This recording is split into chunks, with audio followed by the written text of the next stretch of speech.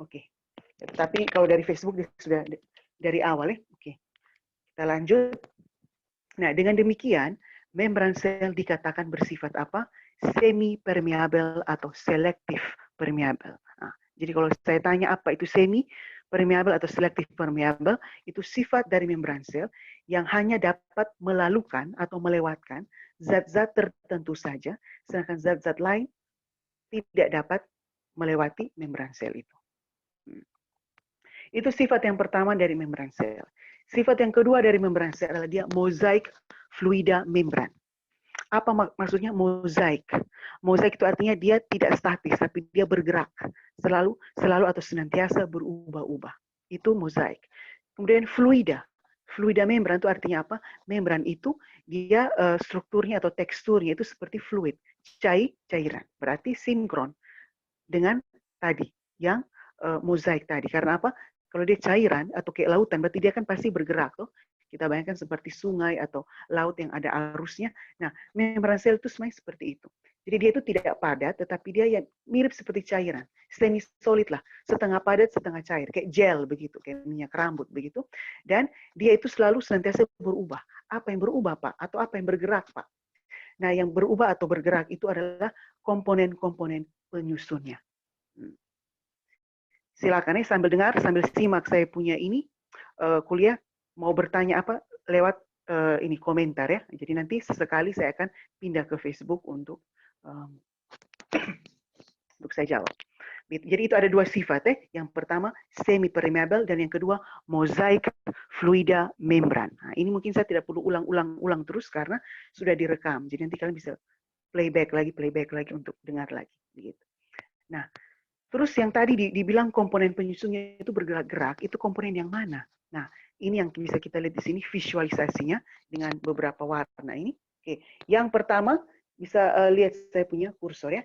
Jadi yang paling pertama dan utama yang menyusun membran sel ini adalah fosfolipid. Mana tulisannya ini? Kok tidak ada tulisan? Sebentar. Sebentar ya. Mungkin ini terlalu Pak harus kecil dulu.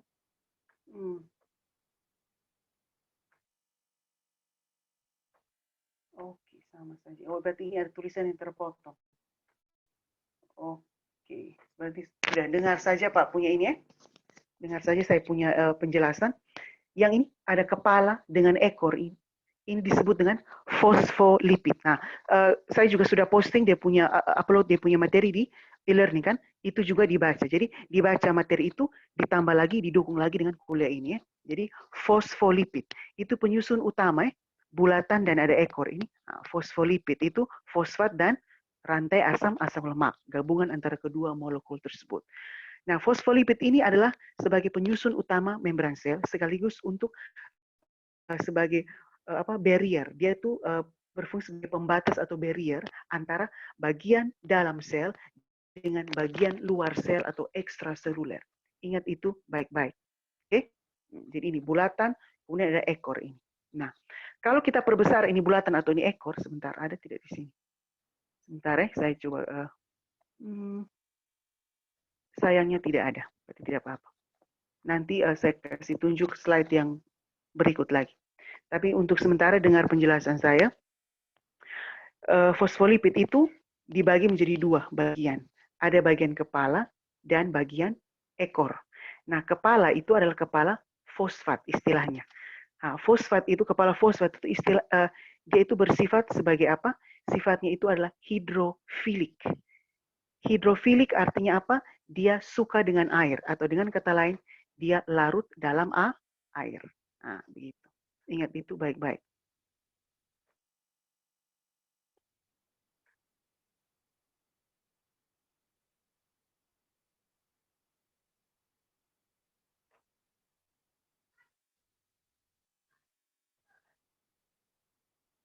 Oke, sorry. Ada gangguan teknis sedikit. Oke, jadi itu ya. Kepala fosfat itu dia hidrofilik. Sedangkan yang ekor itu, lihat ekor fosfolipid itu, ekor asam lemak, karena dia lemak berarti dia hidrofobik. Nah, ingat itu ya. Hidrofobik itu artinya apa? Takut air atau tidak larut dalam air. Nah, karena ada bersifat yang hidrofilik maupun hidrofobik ini, makanya fosfolipid dikatakan bersifat amfipatik. Amfipatik itu artinya ada bagian yang hidrofilik, ada bagian yang hidrofobik. Kalau di beberapa sumber kalian bisa baca juga dia ada bilang hidrofobik itu nama lainnya adalah non-polar, sedangkan kalau hidrofilik itu nama lainnya adalah polar, sama saja. Gitu. Jadi kalau polar itu hidrofilik, kalau non-polar itu hidrofobik. Jadi kepala itu yang polar atau hidrofilik, yang ekor asam lemak itu yang bersifat hidrofobik atau non-polar. Tidak larut dalam air. Nah, kemudian di sepanjang ini fosfolipid ini akan ada yang biru-biru ini protein. Protein yang tertanam. Nah, perhatikan di situ. Protein ini dia dapat menembus 2 lapisan. Bisa juga hanya menembus 1 lapisan saja. Kalau yang menembus 2 lapisan disebut protein integral atau intrinsik.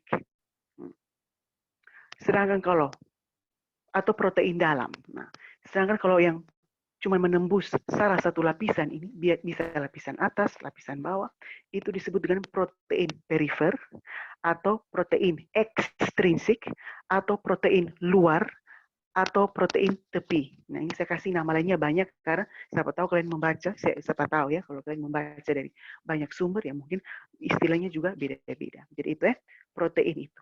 Fungsi protein ini sebagai apa? Dialah yang boleh dikatakan membantu fosfolipid sebagai jalur transportasi zat.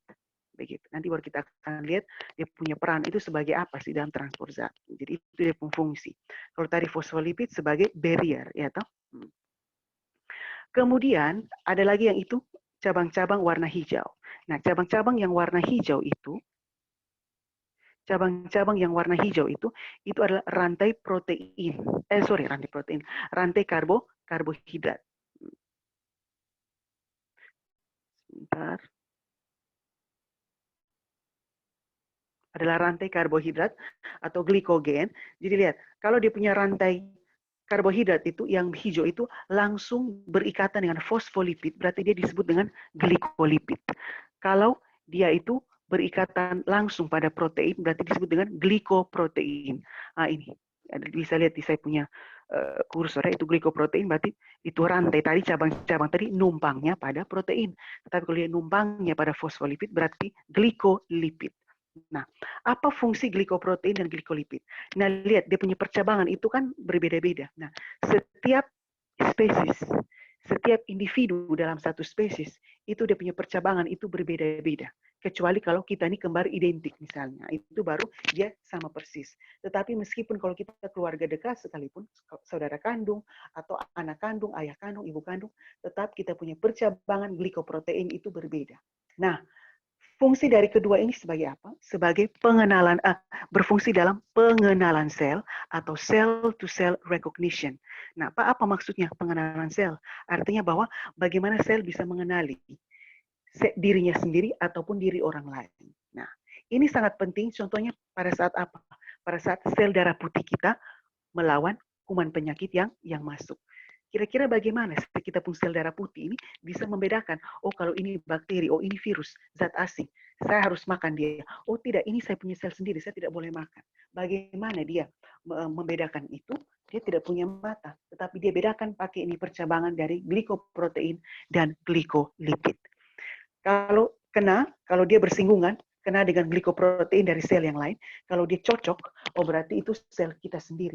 Tetapi kalau tidak cocok, sel darah putih langsung otomatis makan itu. Nah ini sangat bermanfaat, sangat berguna ketika sel darah putih sedang berpatroli untuk melihat ada tidak ini zat-zat asing atau antigen yang masuk, kayak virus atau bakteri ataupun lain sebagainya. Dia siap akan makan itu. Begitu ya. Tetapi di satu sisi ada dampak sampingnya. Dampak sampingnya apa? Inilah yang juga menjadi salah satu alasan kenapa kalau kita mau transplantasi atau donor organ, mungkin kalian pernah dengar itu istilah, ya, kalau saya punya organ rusak atau ini abnormal misalnya, saya mau pakai donor orang lain untuk bantu ini. Nah itu zaman dulu itu agak sulit untuk dilakukan karena apa? Metodenya mungkin masih konvensional, masih dianggap belum begitu canggih, jadi belum bisa mengatasi ini glikoprotein dan glikolipid ini. Jadi ketika kita punya donor itu, kasih ke kita, kebanyakan terbentuk reaksi penolakan, apalagi kalau dari hewan masuk ke kita. Karena apa? Glikoprotein kita ketika bersinggungan dengan mereka punya glikoprotein, cabangnya itu kan tidak cocok. Ketika tidak cocok, sel darah putih otomatis langsung anggap dia sebagai sel asing, langsung dimakan. Nah, itulah alasan kenapa kebanyakan kalau donor itu agak sulit untuk berhasil. Pada zaman dulu, tapi kalau sekarang mungkin sudah ada metode yang lebih canggih, sudah mulai bisa untuk ditanggulangi. Tapi kalau pada beberapa tahun sebelumnya, 1 dekade, 2 dekade sebelumnya, ini sangat sulit untuk dilakukan. Nah, kenapa sampai terjadi reaksi penolakan? Karena itu. Sel darah putih patroli, loh ini ada sel baru masuk. Ketika cek begini, kita punya glikoprotein berbeda. Cabangnya berbeda. Ketika kena begitu, masuk tidak seperti kunci dan gembok. Langsung sel darah putih rame-rame makan itu donor. Ini donor organ. Nah, makanya langsung tidak bisa kita gunakan lagi untuk mendonorkan di kita punya organ yang rusak tadi. Seperti itu. Jadi itu fungsi dari glikoprotein dan glikolipid ya, sebagai pengenalan sel, cell to cell recognition. Jadi contohnya seperti pada sel darah putih, bagaimana dia bisa mengenali selnya sendiri. Nah, terus kalau kita kaitkan dengan virus yang sekarang ini sedang kita sedang menjadi pandemi ini, kenapa sampai dia bisa masuk ke dalam kita pun tubuh? Karena dia pintar, dia bisa membuat dia punya glikoprotein, dia punya apa semua itu mirip dengan kita. Nah, dia bisa buat dia punya spike atau dia punya duri-duri, itu glikoprotein yang dia punya lapisan luar, envelope itu, mirip dengan, bisa cocok dengan kita punya glikoprotein di sel alveolus kita, alveolus paru-paru. Jadi ketika itu virus infeksi, itu glikoprotein, glikolipidnya misalnya, itu langsung kena, cocok dengan kita punya, dia langsung masuk. Makanya dia langsung bisa menginfeksi tubuh kita. Nah, itu semua pintu maksudnya, kuncinya itu adalah dari glikoprotein dan glikolipid ini. Begitu ya. Kemudian yang terakhir kita bisa lihat di sini ada kolesterol. Kolesterol ini kadang-kadang bisa disisipkan di antara fosfolipid. Nah, apa fungsi dari kolesterol atau sterol? Nah, bisa juga di beberapa buku tertentu sterol, contohnya kolesterol yang lebih spesifik. Jadi yang umum sterol, contohnya kolesterol. Nah, itu bisa juga diakumulasikan di sela-sela membran sel. Nah, kenapa Pak sampai kolesterol ini harus diakumulasikan di membran sel? Nah, tadi sudah saya singgung bahwa membran sel itu harus mozaik, ya toh? Dia harus berupa cairan. Nah, sekarang bagaimana kalau tumbuhan ini, atau hewan ini, atau manusia ini berada pada lingkungan yang dingin, musim dingin, suhu di bawah 0 derajat Celcius, itu kan freezing point, ya, itu suhu ini pembekuan, begitu, toh punya air saja membeku, begitu. Nah, berarti otomatis membran sel kita juga akan ikutan membeku, karena suhunya sudah di bawah 0 derajat, sudah minus, itu sudah sangat dingin dan otomatis membeku.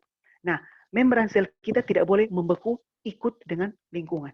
Tidak bisa. Karena kalau membeku berarti ini komponen-komponen penyusun tadi tidak bisa berjalan, tidak bisa berfungsi dengan baik. Glikoprotein tidak bisa berfungsi untuk menjalankan pengenalan sel.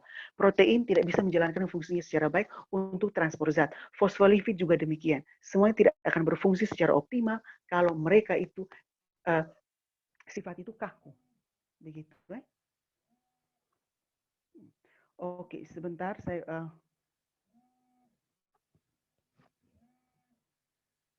Oke, mungkin saya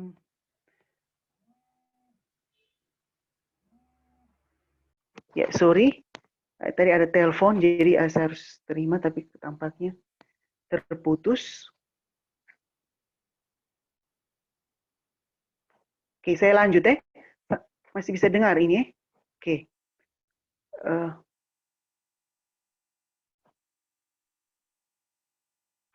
Sebentar. Oke, saya lanjut. Nah, sampai di mana tadi? Ya, kolesterol atau sterol. Sebentar, saya sudah rekam atau belum? Oh, sudah. Oke, sterol atau kolesterol. Jadi kalau membeku, tidak bisa. Membran sel tidak akan bisa berfungsi secara baik. Nah, sekarang bagaimana supaya ketika musim dingin, membran sel tetap dijaga supaya dia tetap fluid, tetap berupa cairan. Nah, caranya adalah dia mengakumulasikan sterol dalam jumlah banyak. Sterol ini akan membantu menurunkan titik beku. Kalau titik beku sudah diturunkan, berarti membran sel itu tidak akan jadi membeku. Nah, dia akan tetap cair. Nah, gitu. Jadi kalau ketika suhu semakin dingin, pada musim dingin nanti itu kolesterol akan semakin banyak. Dia tumpuk atau dia akumulasikan. Tetapi nanti kalau suhu sudah berangsur-angsur naik kembali, sudah mulai hangat-hangat panas kembali, nanti ini kolesterol akan semakin sedikit. Nah, jadi nanti sebagian kolesterol akan dihilangkan, akan larut, akan terdegradasi. Sedangkan kalau semakin dingin, semakin banyak kolesterol yang diakumulasikan. Nah, fungsinya itu tadi. Untuk menjaga agar membran sel tetap fluid. Kenapa harus tetap fluid? Ya karena itu tadi, kalau dia membeku berarti tidak bisa berfungsi secara baik. Kenapa harus membeku, Pak? Ya karena memang kalau saja musim dingin, kalau kita di Indonesia ya mungkin kita tidak akan pernah dapat musim salju. Tapi bagaimana kalau ada tinggal di negara 4 musim yang dia punya musim dingin itu salju, berarti suhunya di bawah 0 derajat, suhunya minus. Oh berarti itu beku. Membran sel kita tidak boleh seperti itu. Atau tumbuhan misalnya, tumbuhan yang dia pas musim dingin. Kalau membeku, dia punya membran sel juga membeku, berarti dia mati. Dia harus berusaha supaya membran selnya tetap mozaik, tetap fluid, supaya tetap dapat mentransportasikan zat-zat. Nah, begitu. Jadi itu fungsi dari kolesterol ya. Begitu. Nah, itu tadi struktur dan fungsi dari membran sel. Jadi sebelum kita mempelajari tentang bagaimana membran sel itu menjalankan dia punya aktivitas mentransportasikan zat, kita harus tahu dulu dia punya struktur dan fungsi. Nah, sekarang baru kita masuk di dia punya transport zat. Oke, ini mungkin bukan, sorry, ini memang saya belum sempat lihat dan perbaiki ini slide, tetapi nanti segala perbaikannya bisa dengar dari saya punya penjelasan ya, dari suara saya saja. Jadi transport zat di sini ya pertama dibedakan berdasarkan ukuran zatnya. Ukuran zatnya berarti ada mikromolekul, ada makromolekul. Nah, kalau mikro itu berarti transfer molekul yang ukurannya kecil. Tapi kalau makromolekul itu biasanya transfer untuk senyawa kompleks. Senyawa kompleks itu seperti mungkin kayak glukosa atau dia transportasikan asam amino, asam lemak, gliserol atau asam nukleotida misalnya seperti itu.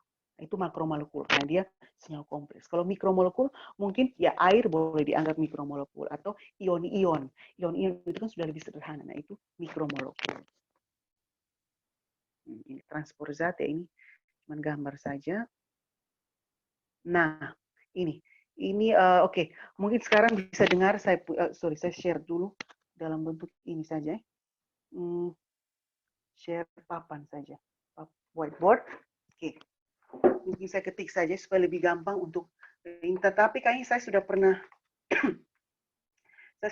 ini singgung juga waktu di kuliah ya. Waktu di praktikum itu. Sebentar. Warna biru saja kok. Oke. Transport zat itu dapat kita bagi menjadi dua.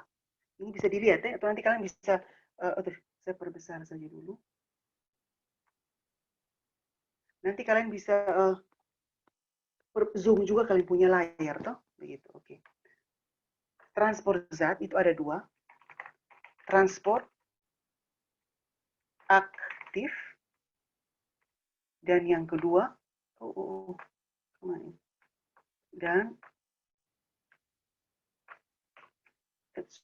yang kedua transport pasif. Nah, itu ya, ada dua itu, transport aktif dan transport pasif.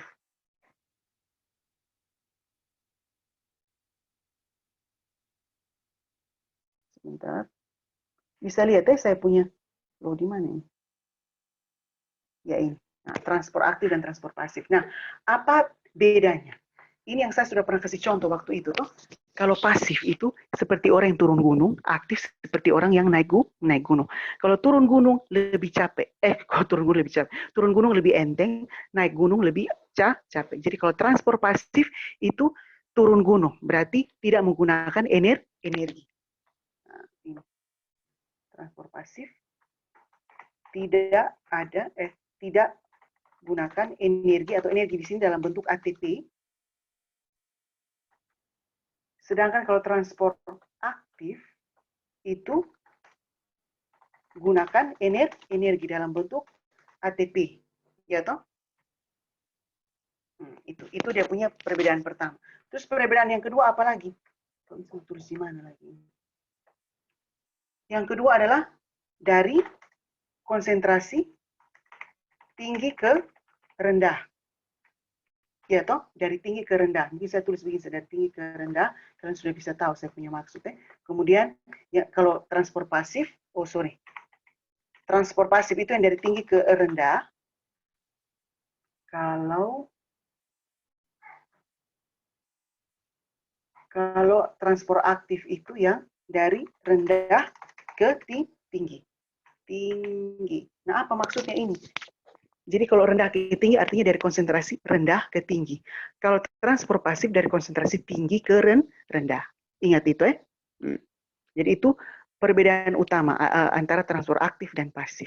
Begitu. Ini juga kayaknya saya sudah sempat jelaskan waktu itu ya. Yang tolong diingat baik-baik. Nah sekarang apa contoh dari transport pasif? Contoh dari transport pasif ada 3. Sebentar.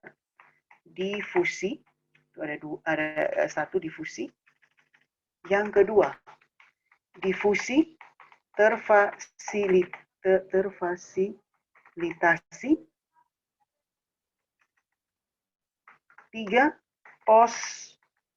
osmosis. Nah itu, ada 3 contoh atau dari transport aktif. Sedangkan kalau transport pasif, sedangkan kalau transport aktif ada. Yang pertama, eksositosis. Yang kedua, endositosis.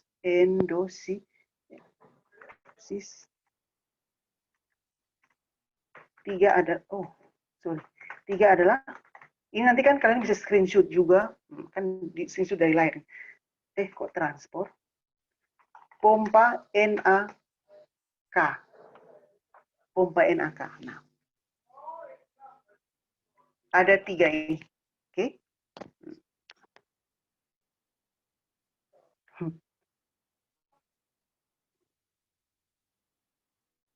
Oke, jadi kalau sudah terlanjur, jadi ini ada yang bertanya, kalau sudah terlanjur membeku, ya tergantung seberapa tingkat kebekuan ya, tergantung batas toleransi begitu. Jadi kalau memang pada akhirnya sel itu harus membeku, kalau sudah terlanjur membeku, nanti dia masih punya suatu mekanisme untuk bisa mengembalikan seperti semula. Jadi dengan segera cepat mengakumulasi lebih banyak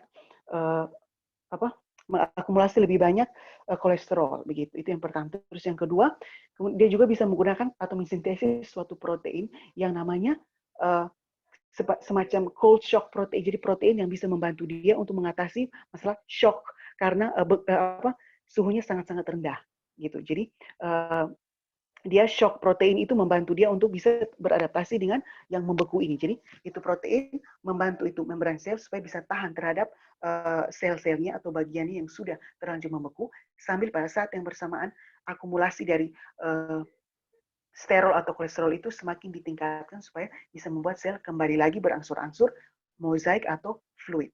Tetapi kalau memang bekunya itu sudah terlalu lama berlangsung, berarti mau tidak mau bagian sel yang membran sel itu sudah membeku pasti akan mati. Jadi contohnya seperti ini. Ada yang dia punya, ini contoh ya, ada pendaki gunung yang di Mount Everest itu kan mereka mendaki gunung itu kan sudah sampai di atas ketinggian berapa kilometer itu kan sudah ini salju toh. Nah, jadi salju membeku. Nah, mereka memang menggunakan pakaian yang tebal, tapi ternyata ada beberapa bagian dari tubuh mereka tuh akhirnya mati, sel-selnya mati. Jadi dia menghitam karena apa? Membeku. Nah, itu tadi karena mungkin sudah lewat dari mereka punya batasan toleransi. Jadi itu membran sel dari sel yang membran selnya itu sudah terlanjur membeku dan tidak bisa kembali ke bentuk semula, yang mau tidak mau dia akan mati. Nah, tetapi kalau selnya mati, bukan berarti sel-sel yang lain juga ikutan mati atau kita juga mati, tidak selamanya. Jadi kalau memang dia membekunya itu hanya pada sel-sel yang tertentu saja, berarti cuma sel-sel itu saja yang ini mati karena dia sudah membeku. Begitu ya. Nah, kemudian yang berikut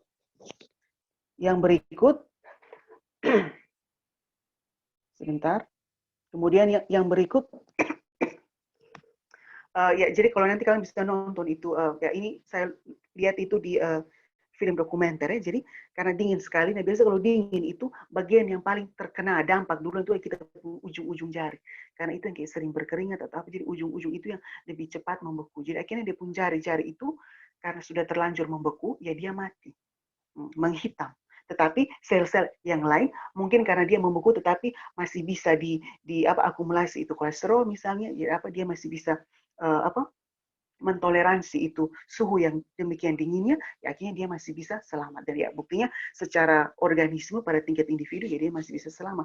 Tetapi pada sel-sel tertentu di dalam dia punya dari organ-organ seperti jari, beberapa bagian dari hidung, ujung hidung, kita punya hidung ini kan juga agak mudah sekali untuk terkena dingin tuh, jadi ujungnya itu juga akhirnya membeku dan mati. Jadi akhirnya dia punya ujung-ujung jadi dia punya ujung hidung itu juga akhirnya membeku, sel-selnya membeku dan mati seperti itu. Jadi sel-sel terlanjur membeku ya tergantung batasan toleransi. Tetapi meskipun sudah membeku, sel atau tubuh kita masih berusaha untuk menanggulangi itu, mengantisipasi itu dengan berbagai macam shock protein dan juga dengan akumulasi itu apa tadi kolesterol ya, atau sterol begitu. Tetapi kalau memang sudah membeku dalam waktu yang sangat-sangat lama, ya kadang-kadang itu sudah tubuh kita sudah tidak bisa lagi untuk mengembalikan ke kondisi semula, ya mau tidak mau sel itu harus direlakan untuk mati. Begitu. Tetapi biasanya kalau membran selnya mati ya paling cuma sel itu saja. Gitu. Jadi bukan berarti seluruh tubuh kita juga langsung mati, tidak begitu. Jadi kalau memang dia sudah, kecuali kalau dia sudah menyebar sampai ke seluruh sel atau seluruh tubuh kita juga sudah tidak bisa lagi mentolerir itu suhu yang demikian dinginnya, ya berarti dia sudah tidak bisa lagi. Berarti individu itu juga akan mati kedinginan seperti itu. Nah itu pada tingkat sel. Bagaimana caranya untuk ini berusaha supaya jangan membeku. Kalau pada tingkat organ, sistem organ seperti apa? Ya, contohnya apa? Kalau kita dingin kita menggigil. Ya, tuh, nah, menggigil itu salah satu respons pada tingkat sistem organ, pada tingkat organisme untuk bagaimana kalau saya menggigil itu kan berarti ada kontraksi otot. Berarti supaya saya panas supaya diharapkan panas itu bisa membantu menaikkan kembali kita punya suhu tubuh. Kalau menaikkan kita punya suhu tubuh, otomatis membran sel juga suhunya akan naik sehingga diharapkan dia akan kembali mozaik dan tidak membeku lagi. Begitu. Jadi ada banyak cara yang bisa dilakukan oleh tubuh kita, baik manusia maupun hewan, pada tingkat organisme sampai pada tingkat sel untuk mencegah supaya kita bagian-bagian jangan membeku. Begitu. Oh, sorry. Ya, bukan di sini. Di mana tadi? Oh, ini ya. Ya, ini. Itu ya. Ya, sorry, itu tadi sekedar menjawab dari pertanyaan siapa ini? Reval kok. Reval ini, oh ya mungkin nanti kalau mau bertanya, ya mohon bisa disampaikan juga dengan ini prodinya apa. Tetapi ini tidak terbatas untuk prodi yang saya tampilkan di slide tadi. Prodi yang lain juga silakan mau nonton untuk tambahan materi bisa juga silakan ya. Tetapi memang ini difokuskan untuk dua prodi tadi. Jadi buat adik Reval UP. Tidak tahu ini betul nama asli atau apa. Reval UP, ya terima kasih sudah bertanya. Semoga jelas. Kalau masih belum jelas, tanya lagi. Sampai di mana? Oh, ini kan. Loh, kok. Oke. Oke, bisa ya? Nah, kemudian yang berikut, sampai di mana tadi? Jadi itu ya transport aktif pasif. Saya harap kalian bisa paham dia beda itu di mana. Gunakan dia menggunakan energi, terus transport zatnya dari rendah ke tinggi. Kalau transport pasif itu tidak menggunakan energi dan dia zatnya itu berpindah atau ditransportasikan dari yang tinggi ke rendah. Ingat itu baik-baik.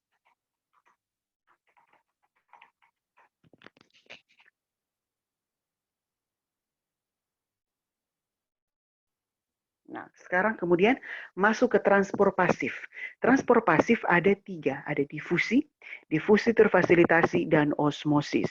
Nah, difusi itu apa? Difusi itu pergerakan zat, sama kayak tadi, karena dia pasif, itu berarti pergerakan zat dari konsentrasi tinggi ke rendah, tidak menggunakan energi. Nah, berarti kalau saya tanya pengertian difusi, minimal aspek dasar dari transport pasif harus masuk itu pengertian. Ditambah lagi dengan apa?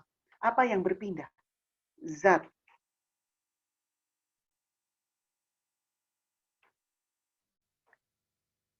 Difusi itu semua zat melalui atau tanpa melalui membran sel. Ini mungkin kalian masih ingat juga ya waktu saya jelaskan di lab. Jadi bisa melalui atau tanpa melalui membran sel. Ups, kemana ini? Oh, sorry. Oke. Oh, tertutup.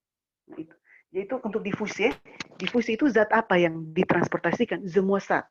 Mau dari zat padat, cair, gas, bisa melalui atau tanpa melalui membran sel. Nah, contohnya seperti apa yang melalui membran sel? Yang melalui membran sel seperti yang pernah saya contohkan adalah difusi oksigen CO2 melalui membran alveolus paru-paru. Oksigen masuk, CO2 keluar. Itu pasti harus lewat membran sel alveolus. Terus kalau contoh yang tanpa melalui membran sel seperti apa? Ya contohnya seperti kalau saya semprot minyak wangi di salah satu sudut kamar, pasti di seisi ruangan juga akan tercium harumnya. Karena apa? Dia berpindah dari yang zatnya banyak, pengharumnya banyak, menuju ke ruangan yang tidak ada sama sekali dia punya pengharum. Jadi itu contohnya difusi. Atau ketika kita melarutkan tinta di air, tinta itu lama-kelamaan akan tersebar merata. Nah, itu juga difusi. Begitu. Nah, yang kedua, difusi terfasilitasi. Difusi terfasilitasi, ingat saja, dia pengertian sama dengan difusi. Bedanya adalah ditambah lagi dengan satu aspek lagi, yaitu semua proses itu difasilitasi atau dibantu. Dibantu oleh apa? Dibantu oleh protein transport. Yang tadi saya sudah singgung, ada protein integral dan protein protein ekstrinsik. Ya, protein integral dan protein ekstrinsik seperti itu. Jadi difusi sama, tetapi dia dibantu oleh protein transport. Kalau yang nomor satu itu dia tidak dibantu oleh protein transport. Nomor 3, saya pending dulu, nanti di bagian terakhir baru saya bahas, karena ini yang cukup penting. Oh ya, mungkin saya share dulu yang ini saja. Mohon izin saya share. Nah, ini PPT-nya memang dalam bahasa Inggris, tetapi nanti kalian bisa simak saya punya penjelasan, dan saya hanya mau kasih tunjuk dia punya gambar saja, karena dia punya animasi cukup lebih interaktif dan lebih informatif. Nah, di mana itu? Ini.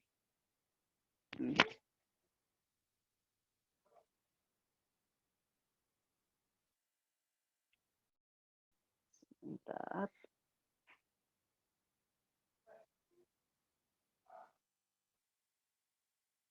Oke, ini. Ya.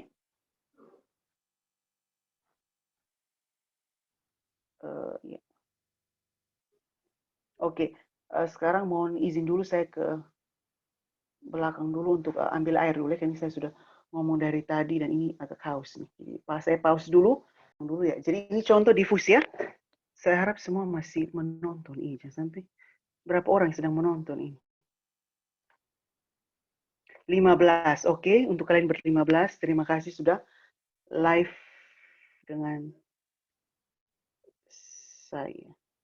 Oke. Difusi ya, ini contoh difusi. Jadi ketika kita kasih pewarna, langsung lama-kelamaan pewarnanya tersebar. Ya toh? Nah, itu contoh difusi yang tanpa melalui membran sel. Karena ini kan di air, jadi dia mau lewat apa gitu. Kemudian, oh ini tidak perlu. Nah ini, lihat ya. Coba saya, sorry. Mungkin bisa lihat. Nah, jadi yang pewarna yang biru itu, pertama dia di ujung saja, tuh lihat. Itu dia di ujung. Tapi kemudian dia akan perlahan-lahan berdifusi menuju ke seluruh media. Nah, itu juga contoh difusi. Begitu. Contoh ini difusi bromin, ya. Jadi lama-kelamaan ini bromin naik ke atas, toh. Nah, itu juga difusi. Jadi kadang-kadang difusi juga bisa melawan gravitasi. Nah, ini yang contoh difusi melalui membran. Jadi lihat, itu yang merah-merah itu, zatnya itu, dia melewati membran ke sebelah. Sedangkan yang lebih besar, mungkin dia karena ukurannya, jadi dia tidak bisa menembusi membran sel. Begitu.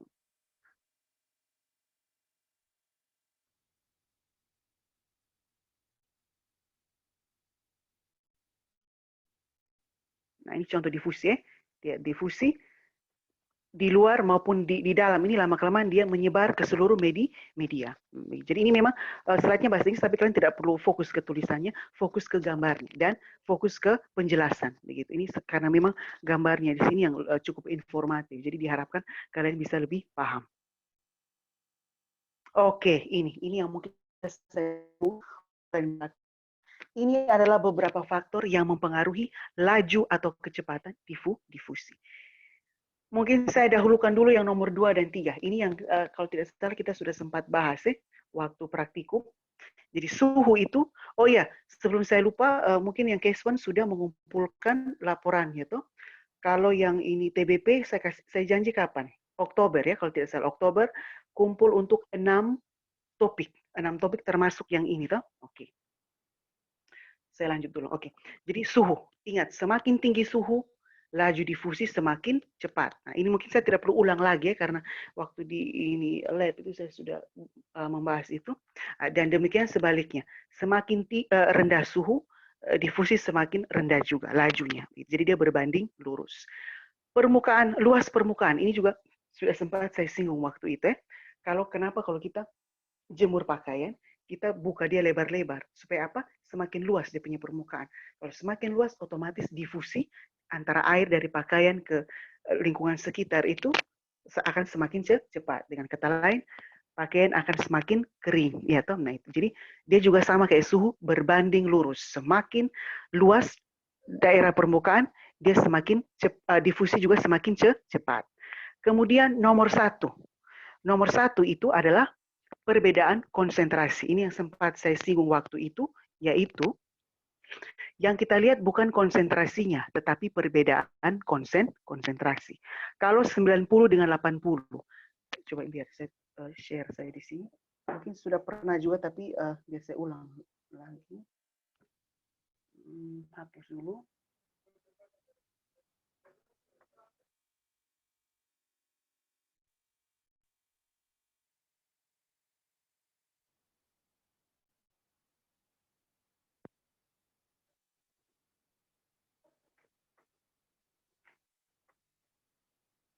Apa tadi saya mau tulis ini? Oh ya, kalau misalnya saja kondisi A. Kondisi A itu kan, misalnya saya ada larutan 90% dan 80%, ya toh. Kondisi B itu ada 70% dan 10%. Nah, jangan karena kita pikir bahwa kondisi A itu ada 90 dan 80 tinggi sekali, berarti laju difusi di A lebih tinggi. Tidak.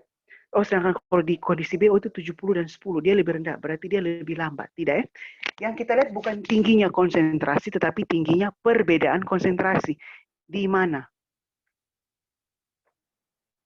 90 kurang 80 berapa? 10% saja, toh? Berarti dia rendah atau lambat. Begitu. Tetapi kalau ini 70 kurang 10, 60%. Berarti dia lebih tinggi atau cepat. Karena antara 10 dengan 60 lebih tinggi. Jadi dia itu yang nanti lajunya akan lebih cepat. Begitu. Jadi lihat yang kita lihat itu dia punya perbedaan. Konsentrasi bukan tingginya konsentrasi. Nah, meskipun dia 90 dan 80, tetapi kan bedanya cuma 10. Kalau ini biar 70 dan 10, tetapi perbedaannya 60%. Berarti perbedaannya lebih tinggi, berarti dia akan lebih cepat. Begitu. Saya lanjut lagi. Jadi itu ya. Kemudian yang terakhir adalah tipe molekul yang berdifusi. Ya memang di mana-mana itu ukuran yang lebih kecil, pastinya dia bisa berdifusi lebih mudah ya. Jadi kalau ukuran pasti ya di mana-mana kecil lebih cepat, besar lebih lambat. Tetapi kadang-kadang tapi itu tidak apa dia relatif ya, tidak bersifat absolut begitu. Jadi dia tergantung juga meskipun dia ukurannya besar, tetapi kalau misalnya saja molekulnya itu non polar, berarti dia lebih mudah untuk berdifusi. Nah, begitu. Jadi ingat ya, saya ulang lagi tulis di sini.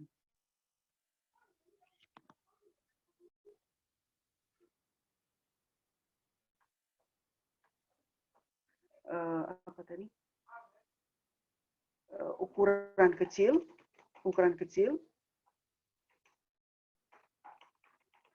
lebih cepat, ya toh? Ukuran besar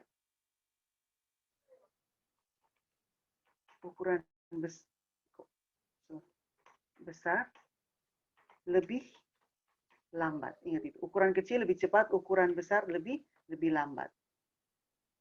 Tetapi kadang-kadang kita tidak bisa lihat dari ukuran saja, kita lihat juga dari sifat polaritasnya. Kalau non polar lebih cepat, jadi meskipun dia besar, tetapi kalau dia non polar, dia bisa lebih cepat dari yang kecil, tetapi dia polar. Nah, kalau polar itu lebih lambat. Nah, begitu. Jadi kalau ukuran ini memang dia seperti ini, tetapi yang lebih menentukan itu dia punya sifat polaritas. Yang non polar lebih cepat, meskipun dia besar, dia bisa lebih cepat. Dan sebaliknya, meskipun dia kecil, tetapi kalau dia polar, mungkin dia tetap lebih lambat dari yang ukuran besar, tetapi dia non polar. Seperti itu,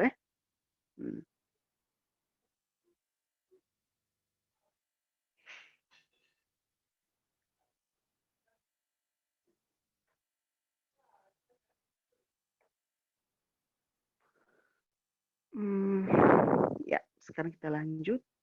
Nah ini contohnya oksigen non polar, jadi dia berdifusi lebih cepat.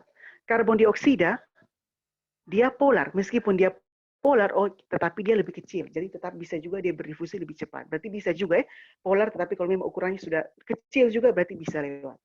Terus air itu polar, tetapi juga sangat kecil, jadi dia juga tetap bisa berdifusi lebih cepat. Seperti itu.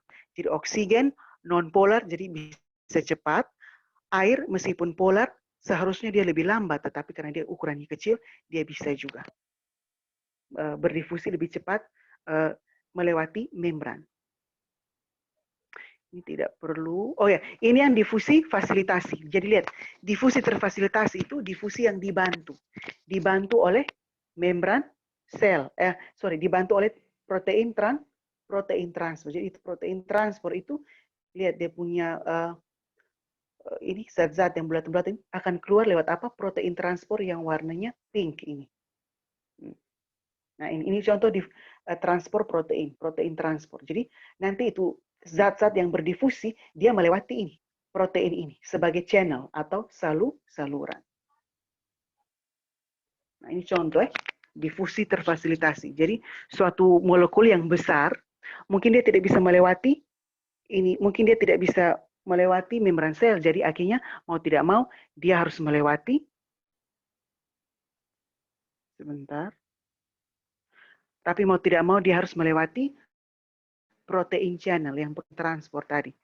Nah, lihat itu dia bisa masuk, dia bisa melewati membran sel. Nah, karena dia dibantu oleh protein transport. Kalau dibantu atau difasilitasi oleh protein transport berarti disebut difusi terfasilitasi. Nah, ini contoh difusi terfasilitasi ya. Lihat itu. Ulang lagi kok. Nah, pokoknya itu protein transport. Berarti ini protein integral atau protein yang menembus. Kemana ini? Bentar. Oke, ini. Jadi dia bisa menembus 2 lapisan. Nah, itu. Osmosis saya lewati dulu. Itu nanti baru yang terakhir baru saya jelaskan. Sekarang ini juga lewat. Oke. Sekarang eksositosis. Eksositosis itu berarti tadi demikian selesai untuk transport pasif, jadi ada difusi terfasilitasi. Sedangkan untuk osmosis, saya sisihkan dulu, pending dulu untuk nanti yang bagian paling terakhir. Karena ini butuh penjelasan yang lebih memerlukan waktu. Nah, sekarang kita berpindah ke transport aktif. Kalau transport aktif itu berarti yang tadi dari konsentrasi rendah ke tinggi dan pastinya menggunakan energi. Nah, ingat, kalau eksositosis, eksodus artinya keluar, ya toh? Berarti zat ditransportasikan dari dalam keluar sel. Ingat itu. Dari dalam keluar sel. Nah, dari dalam keluar sel berarti ingat itu menggunakan organel apa? Menggunakan organel badan Golgi lengkap dengan dia punya vesikel sebagai wadah atau kemasan untuk mentransportasikan itu zat-zat. Ingat kembali kuliah yang sebelumnya. Kalau belum nonton, ditonton supaya nanti ini ada kesinambungan, kalian bisa paham dia punya benang merah begitu. Jadi itu eksositosis ya. Kita lihat contoh tadi, mungkin ini enzim atau ini hormon atau ini racun yang sedang mau diekskresikan, yang sedang mau dikeluarkan. Seperti itu ya. Jadi itu eksositosis. Jadi seperti kalau ke air liur kita atau enzim kita.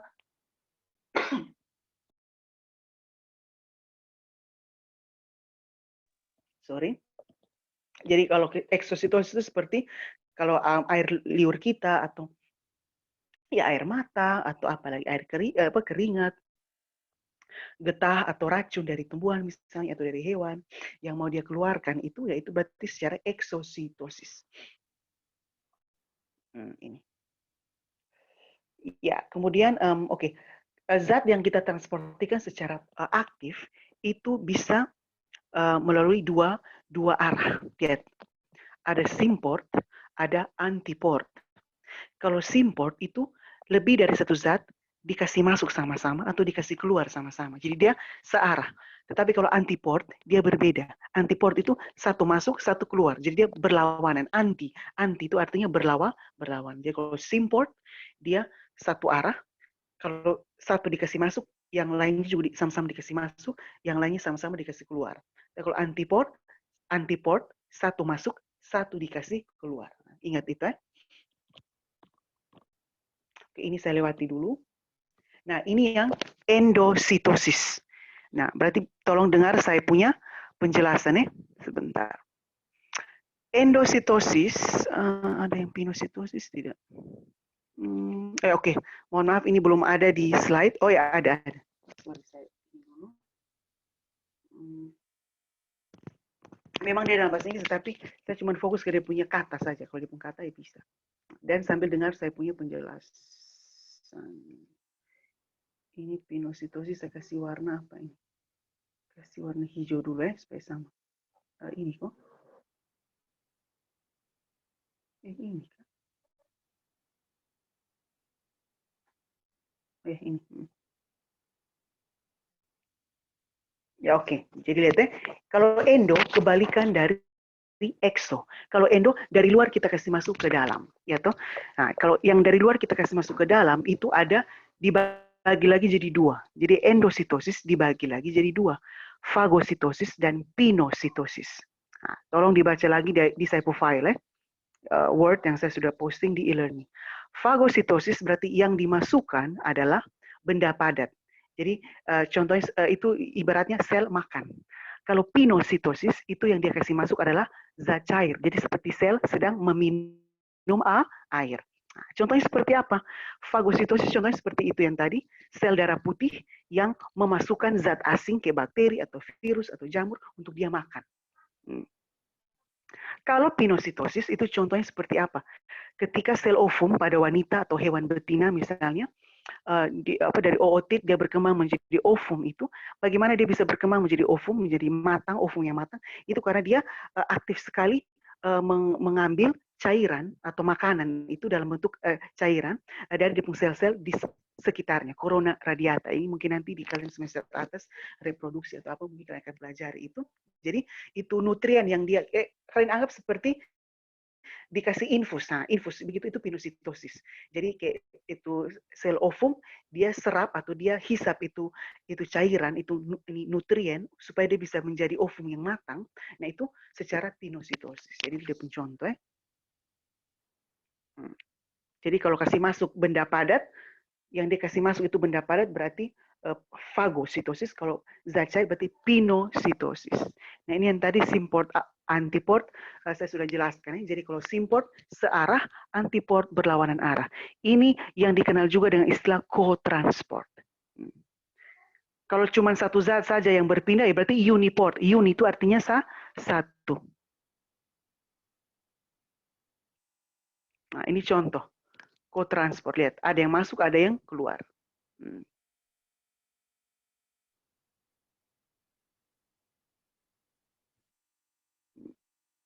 Ini contohnya reseptor protein yang kayak untuk hormon. Kayak misalnya bagaimana sampai kalau hormon itu kayak hormon pertumbuhan. Hormon pertumbuhan disekresikan ke kita pun tulang terima itu hormon, berarti dia sudah tahu bahwa oh saya harus membelah supaya saya bisa tambah tinggi. Nah itu juga lewat protein ini. Nah, caranya ditransportasikan seperti itu.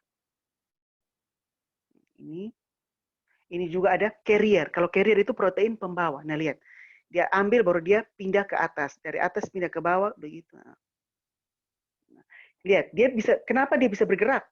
Karena membran selnya tidak membeku. Toh. Bayangkan kalau dia membeku, berarti ini protein dia tidak akan bisa bergerak.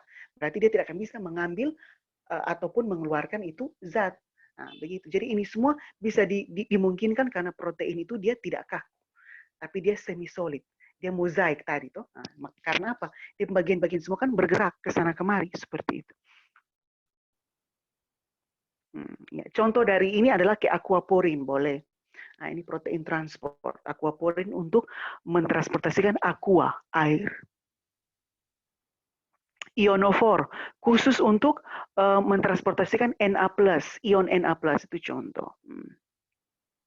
Nah, kemudian transport aktif yang terakhir adalah pompa natrium kalium. Kalau pompa natrium kalium itu nanti 3Na dikeluarkan, diimbangi dengan 2 ion K masuk. Nah, ini ada hubungannya dengan sistem saraf. Jadi, bagaimana sampai kita bisa merasakan sesuatu, rasa sakit, rasa dingin, rasa pedis, rasa apa lagi, dingin dan lain sebagainya, itu karena pada tingkat seluler atau pada tingkat molekuler yang berlangsung di dalam sel, itu terjadi apa yang dinamakan dengan transport atau pompa natrium kalium. Pompa natrium kalium kalian bisa lihat tadi 3Na dikasih keluar diimbangi dengan 2K masuk. Berarti ini sifatnya antiport, iya toh? Karena dia berlawanan arah. Ingat itu baik-baik. Nah, apa fungsi dari ini pompa NAK?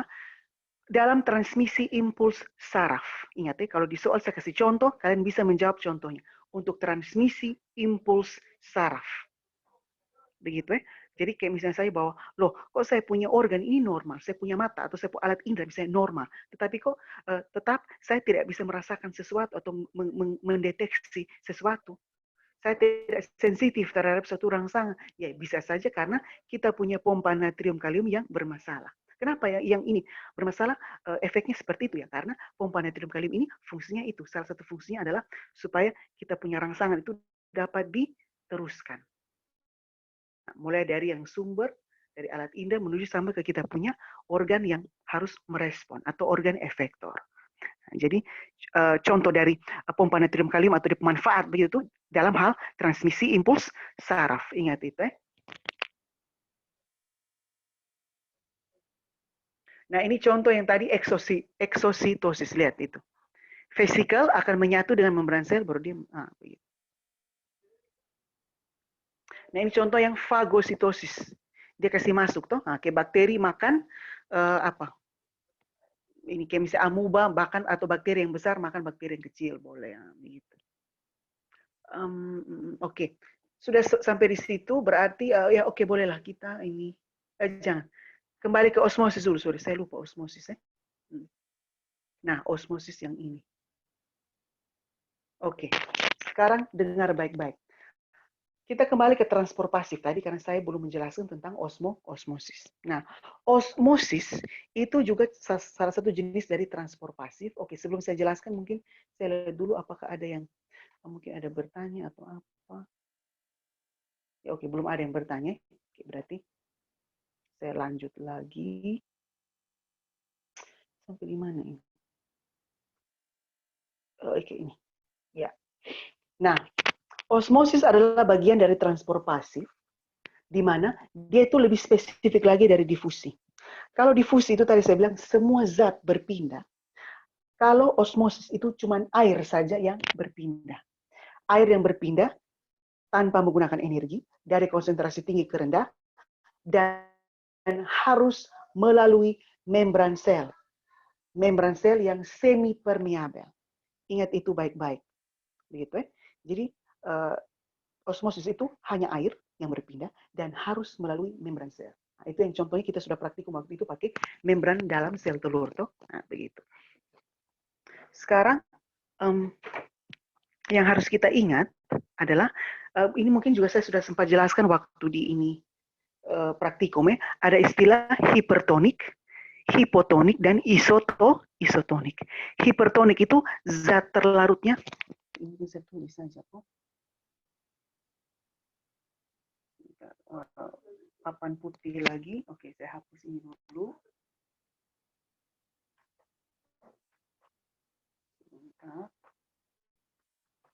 Hipertonik. Hipertonik itu apa? Zat terlarut tinggi, air rendah. Ya toh? Contoh air sungai. Apalagi? Ini saya kasih panjang dulu. Contoh air sungai apalagi? Atau teh encer, kopi encer. Nah, contohnya seperti itu. Yang berikut hipotonik itu terbalik. Zat terlarut rendah, zat terlarut rendah, rendah, airnya tinggi atau airnya banyak, begitu ya. Contoh seperti apa? Air laut, karena dia kadar garam tinggi toh. Kemudian teh pekat atau kopi pekat. Nah, begitu itu boleh dikatakan loh, aduh, sorry. Hipertonik, teh pekat, kopi pekat. Contohnya air laut, sorry ya. Jadi hipertonik itu zat terlarut tinggi, air rendah. Jadi seperti air laut, kadar garamnya tinggi. Atau teh pekat, tehnya lebih banyak daripada airnya, istilahnya seperti itu. Kalau hipotonik, zat terlarut rendah, airnya tinggi atau banyak. Kalau ini air rendah atau sedikit ya. Kalau ini airnya tinggi atau banyak. Berarti contohnya air apa tadi? Sungai. Sungai, teh encer. Teh encer, kopi encer. Misalnya saya seperti itu. Hipotonik. Nah, terus ada lagi isotonik. Isotonik itu artinya apa? Zat terlarut sama dengan pelarut. Pelarut ini air. Nah, jadi kalau kayak larutan gula, berarti gulanya itu zat terlarut, airnya pelarut. Itu isotonik. Jadi hipertonik, hipotonik, isotonik. Nah, air mengalir dari mana? Air mengalir dari hipo ke hiper. Air mengalir dari hipo ke hiper. Dari yang airnya banyak ke airnya sedikit. Atau dengan kata lain, dari yang zat terlarut rendah ke zat terlarut zat terlarut rendah ke zat terlarut tinggi. Loh, kok bisa Pak? Kok dia naik?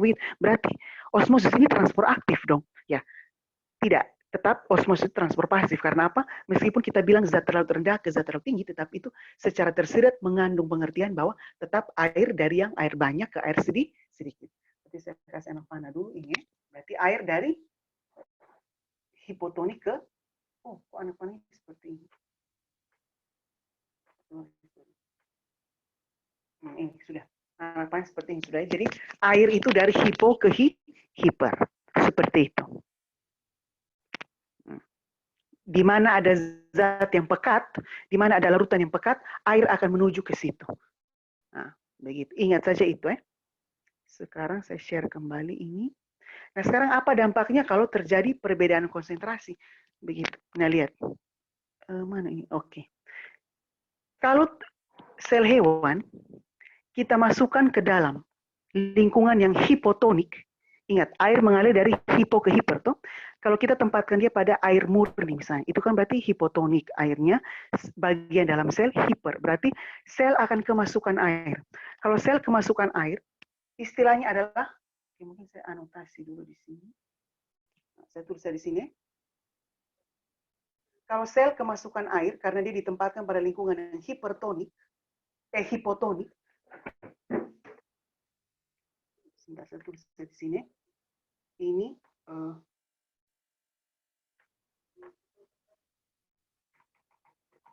hipotonik. Nah, ini sel dimasukkan ke sel darah merah, dimasukkan ke dalam hipotonik. Apa yang terjadi? Sitolisis. Sitolisis. Selnya pecah. Tetapi sebaliknya, kalau sel ditempatkan pada lingkungan yang hipertonik, yang pekat, berarti sel akan mengkerut. Kalau sel hewan, ini pada sel hewan, ingat, kalau sel hewan di istilah lain, sel tumbuhan di istilah lain. Jadi tolong dihafal. Kalau sel hewan keluar airnya dia mengkerut, itu istilahnya krenasi. Jadi seperti kalau kenapa kita mandi terlalu lama, karena pakai air sabun tuh lama-kelamaan kita punya kulit mengkerut seperti itu. Ingat ya, krenasi. Nah. Sekarang sebaliknya, kenapa ini? Sebentar, clear dan sorry. Nah, sekarang bagaimana untuk tumbuhan? Nah, ini contoh ya, sel yang mengalami ini krenasi. Lihat, dia mengkerut. Nah, begitu. Nah, sekarang bagaimana kalau untuk tumbuhan? Lihat tumbuhan. Kalau sel tumbuhan ditempatkan pada lingkungan yang hipotonik, kayak dikasih di dalam lingkungan yang airnya banyak. Ini hipotonik ya. Hipotonik.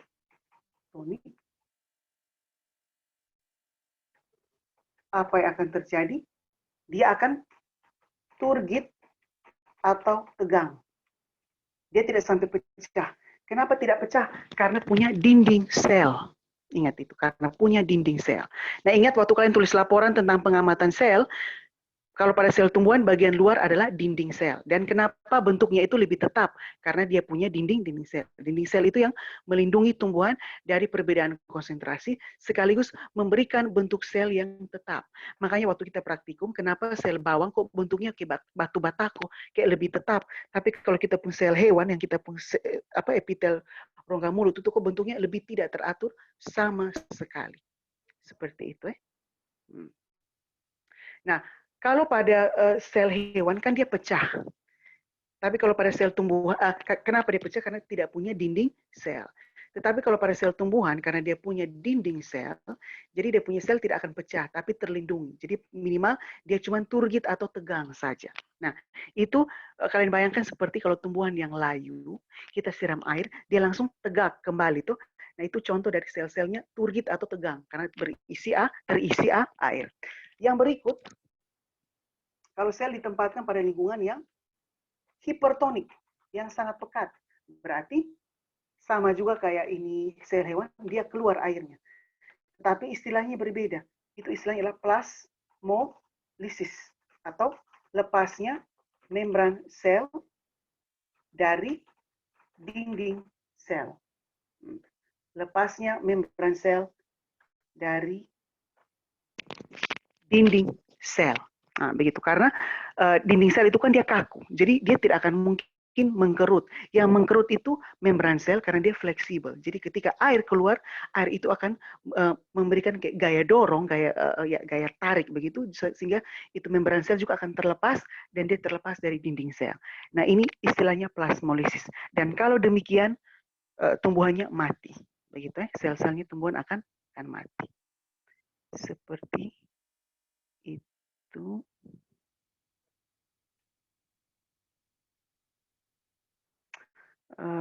Ya, mungkin itu saja. Coba saya lihat dulu di Facebook. Sudah 7 orang saja yang nonton. Oke. Apakah kalian mau? Coba ini kalian berdelapan orang nih. Apakah mau kita latihan soal sedikit? Tinggal dijawab saja di komen. Supaya kalau memang mau, saya kasih kita latihan soal paling 1-2 nomor.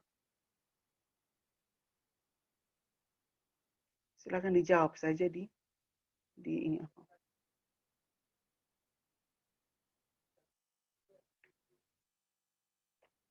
Atau ya nanti karena ini kan kita mungkin agak kurang interaktif, jadi sudah nanti saya kirim saja ke latihan soal mungkin bisa lewat Google Form ataupun saya posting itu di e-learning Politani, oke?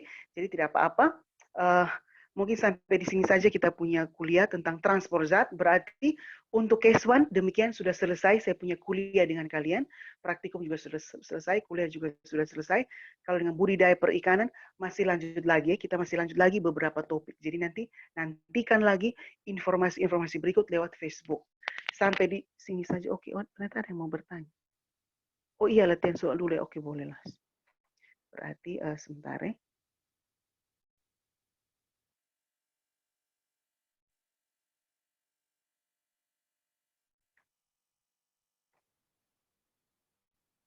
Sebentar saya buka memang dulu ini.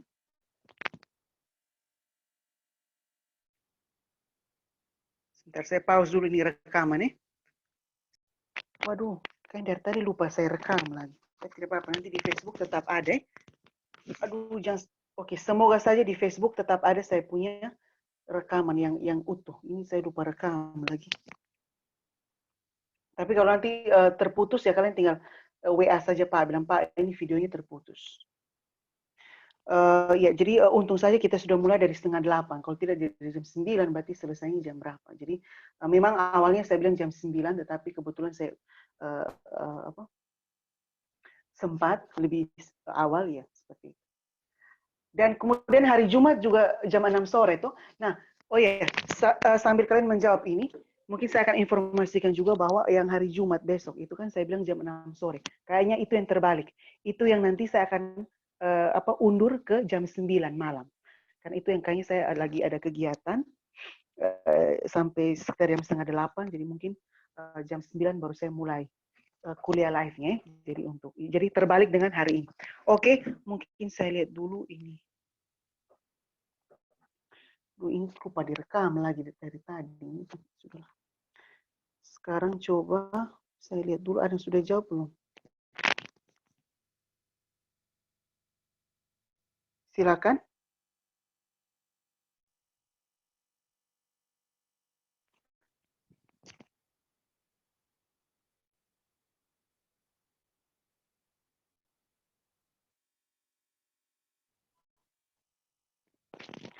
Oke, silakan. Coba ada yang mau menjawab. Sepotong kentang dimasukkan ke dalam wadah berisi larut gambar 1. Nah, setelah beberapa waktu keadaan kentang berubah di gambar 2.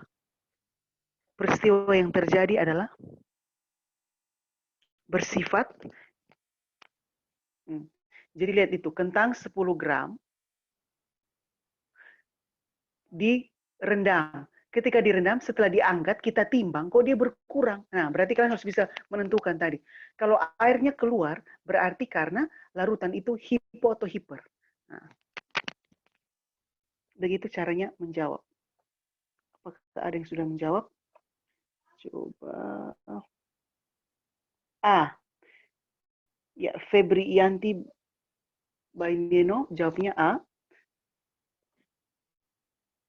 Pak menunggu lagi, mungkin ada yang lain mungkin.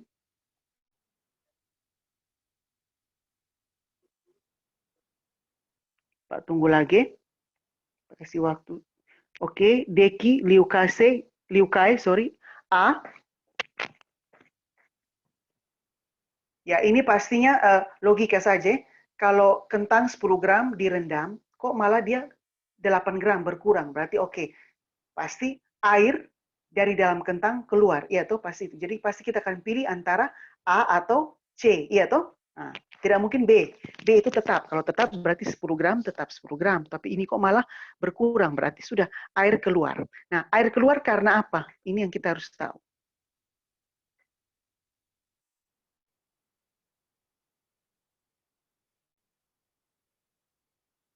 Oke, ada lagi yang mau menjawab? Oke, semua A. Oke. A. Sekarang, oke ini Pak mau interaktif tetapi lihat.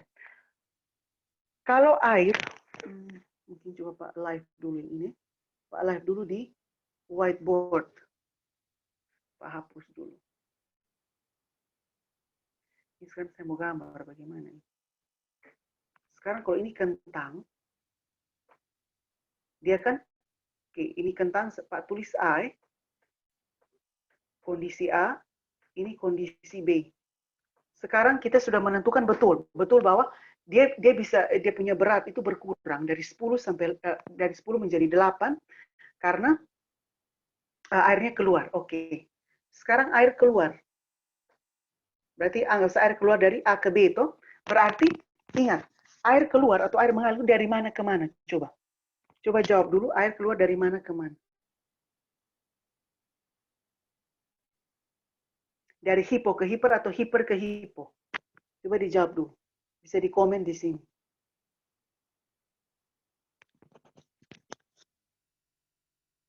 Ada yang menjawab C, oke. Bilikon, Evansa, Deviana, C. Nah, air mengalir, oke mungkin tadi ada yang sudah sempat menjawab, air mengalir dari hipo ke hiper. Tuh, yang sebelumnya Febrianti sudah jawab, air mengalir dari hipo ke hiper. Berarti lihat, kentang ini direndam di air. B ini air tuh. Saya tulis air ya. Air ini, ini biasa. Kentang.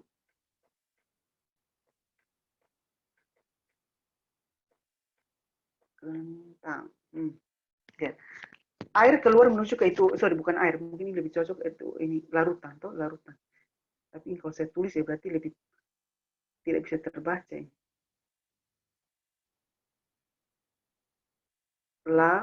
Wih besar. Sebentar. Saya hapus dulu.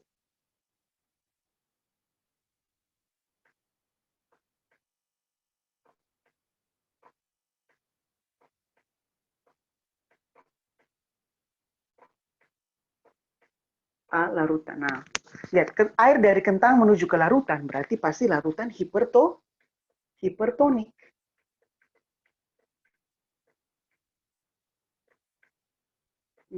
Sedangkan yang di bagian dalam kentang, Pak tulis di dalam sini.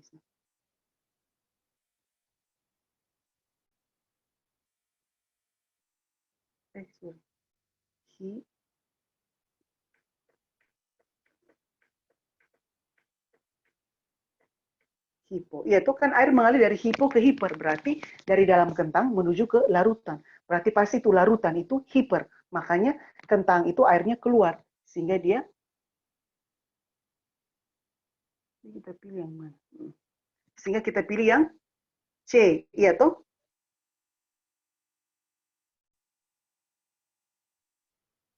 Sehingga kita pilih yang C. Jadi hipertonik karena cairan sel keluar. Yaitu peristiwa yang terjadi adalah larutan bersifat, dia bukan tanya kentangnya, larutannya. Berarti larutannya hipertonik. Karena larutan hipertonik, otomatis kentang hipotonik. Tidak bisa hipertonik dua-dua, hipotonik dua-dua. Kalau salah satu hipertonik, pasti satunya hipotonik. Nah, larutan itu pasti hipertonik karena air menuju ke situ. Kalau larutan hipertonik, berarti kentangnya yang hipotonik. Begitu ya? Jadi jawabannya adalah C. Begitu. Oke, mungkin untuk latihan soal cukup sampai di sini. Pak tadi lupa lagi mau bahas ini dulu. Bagaimana kalau di kita punya sel sendiri? Kalau di kita punya tubuh itu, lihat, kita punya cairan itu dapat dibagi menjadi dua. Ada cairan intraseluler, fluid, ada yang ekstraseluler fluid. Nah, cairan di dalam sel dan cairan di luar sel. Kalau cairan di luar sel dibagi lagi jadi cairan interstisial, cairan yang terdapat di antara sel-sel, dan plasma darah. Plasma darah itu yang ada di pembuluh darah. Nah, lihat ini. Ini kita punya cairan ya. Jadi kalau kita punya cairan tubuh itu ada IF, ICF, intracellular fluid, cairan yang berada di dalam sel.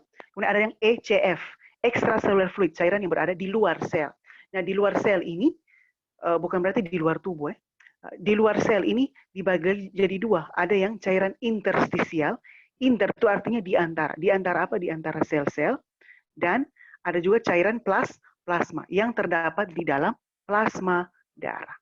Nah, keseimbangan cairan itu harus dicapai di antara ini ketiga ini. Nah, begitu. Jadi antara plasma, interstisial, intraseluler, ini semua harus tercipta keseimbangan. Jadi cairan itu sebenarnya mereka berpindah tuh di antara ketiga ini. Nah, jadi kalau misalnya interstitial fluid airnya kurang, berarti dia bisa ambil dari mana plasma, ataupun sebaliknya dia bisa ambil juga intraseluler. Intraseluler kurang, dia bisa ambil dari interstisial.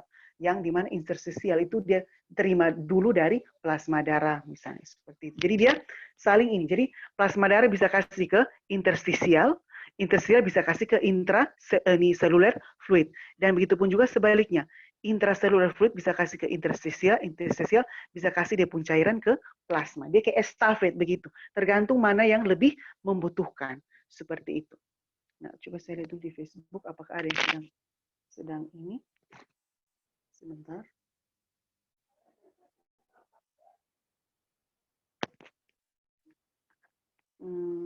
Coba ada yang menjawab tidak ini. Jadi ya, tadi jawabannya sudah ya, Pak sudah jawab C. Sorry, saya pastikan dulu mana tadi. Ya C, hipertonik.